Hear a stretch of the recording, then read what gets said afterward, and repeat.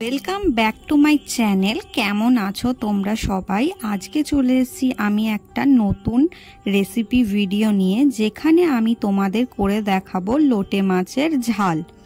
তো চলো শুরু করা যাক। প্রথমেই দেখতে পাচ্ছ এই লোটে মাছগুলো বাজার থেকে কিনে এনেছি। এবার এই লোটে মাছগুলো একে একে কেটে নেব। যেভাবে ভিডিওতে দেখানো হচ্ছে এইভাবেই কিন্তু তোমরা কাটতে পারো।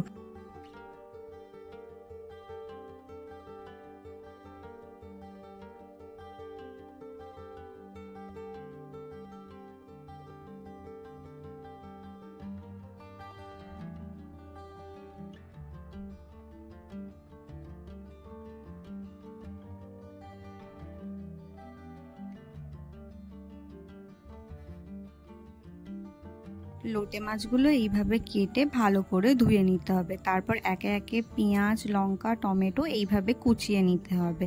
তারপরে গ্যাসটা অন করে গ্যাসে কড়াই বসিয়ে তাতে সর্ষের তেল দিয়ে সর্ষের তেলটা যখন একটু গরম হয়ে যাবে তাতে এক এক করে পেঁয়াজ আর লঙ্কা কুচিগুলো দিয়ে ভালো করে ভাজতে হবে। এখানে আমি আদা রসুন গ্রেট করে নিচ্ছি, চাইলে আপনারা আদা রসুন বেটেও নিতে পারেন। তারপর পেঁয়াজগুলো একটু ভাজা ভাজা হয়ে গেলে তাতে আদা রসুন গ্রেট করাটা দিয়ে দিতে হবে আর টমেটোটাও দিতে হবে। তারপরে আর একটু ভাজা ভাজা হলে তাতে এক এক করে সমস্ত গুঁড়ো মশলা যেমন ধনে, হলুদ, জিরে, গুঁড়ো লঙ্কার গুঁড়ো, লবণ একে একে সব দিয়ে ভালো করে মশলাটা কষিয়ে নিতে হবে।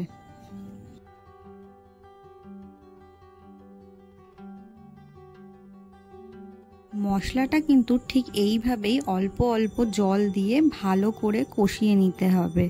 যখন মশলাটা কষে যাবে আপনি দেখতে পাবেন যে মশলার সাইড দিয়ে হালকা করে তেল বেরোতে শুরু করবে, তখন ভাববেন যে মশলাটা একেবারে কষে গিয়েছে। ঠিক এখন মশলাটা যেভাবে কষেছে এরকম কষে গেলেই একে একে মাছগুলো আপনাদের দিয়ে দিতে হবে। দিয়ে একদম হালকা হাতে এটাকে একটু নাড়াচাড়া করে চাইলে অল্প জল দিয়ে একে কিন্তু ঢেকে রেখে দিতে হবে হওয়ার জন্য। এই লোটে মাছের আরেকটি নাম কিন্তু নিহারি মাছ। আমি যেমন এই মাছটিকে লোটে মাছ হিসাবে চিনি, অনেকে কিন্তু একে নিহারি মাছ হিসাবেও চেনে।